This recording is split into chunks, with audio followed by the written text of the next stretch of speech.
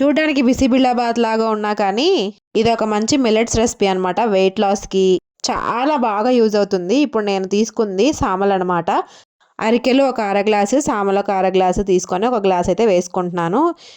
దీనిని మనం బాగా వాష్ చేసుకొని ఒక 6 గంటల వరకు బాగా నానబెట్టేసుకోవాలి. ఇప్పుడు ఇందులోకి మనము పెసరపప్పును కూడా సపరేట్గా నానబెట్టుకోవాలన్నమాట. ఇది ఒక అర గ్లాస్ వేసుకుంటే సరిపోతుంది. ఇప్పుడు కుక్కర్ పెట్టేసుకున్నాను.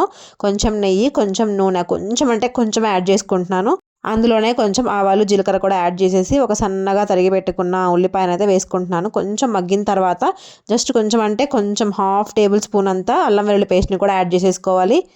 మా ఇంట్లో బఠానీలు ఉన్నాయి కాబట్టి వేసుకుంటున్నాను. ఇది పక్కా సీజన్ బఠానీలకి, సో మాకు బాగా దొరుకుతాయి. దొరకకపోతే స్కిప్ చేసేసుకోవచ్చు. బఠానీలు కూడా వేసి కొంచెం అలా ఫ్రై చేసుకున్న తర్వాత వెంటనే మనం నానబెట్టి పెట్టుకున్న పెసరపప్పును కూడా కడిగి వాష్ చేసి బాగా బఠానీలో వేసి కలిపేసేయాలన్నమాట. ఈ మిశ్రమం మొత్తాన్ని 2 నిమిషాలు మూత పట్టి కుక్ చేసుకోవాలి. ఇలా కుక్ అయిపోయిన తర్వాత ఒక టమాటాను కూడా యాడ్ చేసేసుకుంటున్నాను.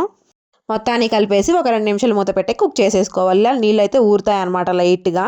తర్వాత అందులో కొంచెం ఉప్పు, పసుపు, కారం అయితే యాడ్ చేసేసుకుంటున్నాను. నేను ఇది కుక్కర్లో చేస్తున్నాను. మొత్తాన్ని కలిపేసి మనం ముందుగా నానబెట్టి పెట్టుకున్నాం కదా అరికెలు, సామలు ఏదైతే ఉన్నాయో అవి కూడా వేసేసి బాగా ఫ్రై చేసేసుకోవాలి. మొత్తాన్ని కలిపేసి ఆ వాటర్లోనే కొంచెం అలా మగ్గనివ్వాలన్నమాట. అప్పుడే మసాలా మొత్తం ఆ అరికెలకి, సామలకి, రైస్కి పడుతుందన్నమాట. ఇప్పుడు మనం తీసుకున్న ఒక గ్లాస్ రైస్కి 4 గ్లాసులు వాటర్ అయితే పడతాయి. పెసరపప్పు కూడా వేసాం కాబట్టి ఒక అర గ్లాసు ఎక్స్ట్రా వేసేసుకుంటే సరిపోతుంది. అలా మొత్తాన్ని కలిపేసి లాస్ట్లో కొంచెం కొత్తిమీరని యాడ్ చేసేసుకుంటున్నాను. నేను మూత పెట్టేశాను. మళ్ళీ మర్చిపోయా అనమాట. కొంచెం నిమ్మచక్కను కూడా పిండుకోవాలి. ఇలా పిండేసుకున్న తర్వాత కుక్కర్ మూత పెట్టేసుకొని 4 విజిల్స్ రావాలన్నమాట. అంతే, చూడండి ఎంత బాగా రెడీ అయిపోయిందో.